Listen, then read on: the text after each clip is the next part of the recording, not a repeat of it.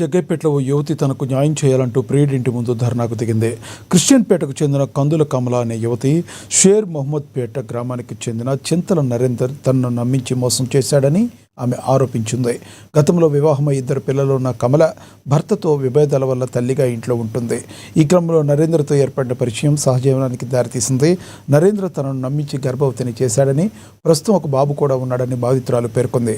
అంతేకాకుండా తన వద్ద నుండి 3 లక్షల రూపాయలు తీసుకుని ఇప్పుడు మోసం చేస్తున్నాడని ఆమె వాపోయింది.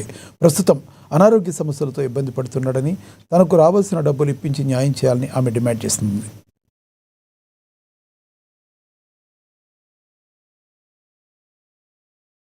లేదని చెప్తే తర్వాత పిల్లలు ఉన్నారు, పెళ్ళైంది అనే విషయం మా అమ్మకి నిదానంగా నేను చెప్పుకుంటాను.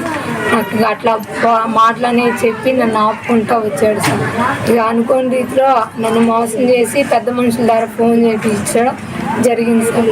జరిగితే నేనేం చేశానంటే, నా వల్ల కాదు నరేంద్ర, నేను ఏదున్నా సరే మన ఇద్దరం మాట్లాడుకుందాం, పెద్ద మనుషుల్లో కాదు ముందు అసలు అని అంటే, పెద్ద మనుషుల్లో ఈ అబ్బాయి క్యాస్ట్ని తిట్టారు సార్.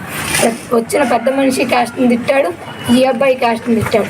పొలం తక్కువ దాన్ని, నువ్వు మాల్దాని, నిన్ను పెళ్లి చేసుకొని నేను వెళ్తే నా ఊర్లో నేను తలెత్తుకొని తిరగలనా, నా క్యాస్ట్ గుర్తు రాలేదా, నా దగ్గర 3 లక్షలు తీసుకున్నప్పుడు నా క్యాస్ట్ గుర్తు రాలేదా. ఈ అబ్బాయి అనుకోని రీతిలో కడుపులో పడ్డాడు సార్. ఆ అబ్బాయి పుట్టిన బాబే. ఇప్పుడు ఆ అబ్బాయి పుట్టిన 10 రోజుల కాడ నుంచి నాకు హెల్త్ అనేది అస్సలు బాగోట్లేదు సార్. ఇప్పుడు నేను చచ్చిపోయేలాగున్నా. నా దగ్గర డబ్బులు తీసుకొని నన్ను మానసికంగా మోసం చేసి ఇలా కృంగిపోయేలా చేసి, నా అబ్బాయి మాత్రం ఇప్పుడు హైదరాబాద్లో జలసాగి ఇంకో అమ్మాయిని ఉంచుకొని హైదరాబాద్ తిరుగుతున్నాడు. మళ్ళీ నాకే ఫోటోలు వచ్చేలా పెడుతున్నాడు సార్. ఆ అమ్మాయి ఫోటోలు నాకు, ఆ అబ్బాయి ఓన్లీ నాకు మాత్రమే వచ్చేలా పెడుతున్నాడు స్నాప్చాట్లో నుంచి. నన్ను మోసం చేసుకుంటా ఇప్పుడు కూడా ఇట్లానే మోసం చేస్తున్నాను. ఇప్పుడు నేను చావుదాలకు వచ్చాక నా పిల్లల గురించి ఆలోచించి రాజీకి వస్తాను సార్. కానీ రాజీకి రాడంట. నేను చచ్చిపోతే ఆ కేసు కొట్టేస్తారని చెప్పేసి అనుకుంటున్నాడు. ఇప్పుడు నాకు కావాల్సింది ఏంటంటే, నన్ను శారీరకంగా వాడుకున్నాడు, నా డబ్బులు వాడుకున్నాడు, నా పిల్లలు వాళ్ళ రోడ్డు మీద పడే పరిస్థితి. అతను పుట్టిన పిల్లగాడికి పాల డబ్బా కూడా రూపాయలు సార్. ఈ రోజుతో పాల డబ్బా కూడా అయిపోయింది.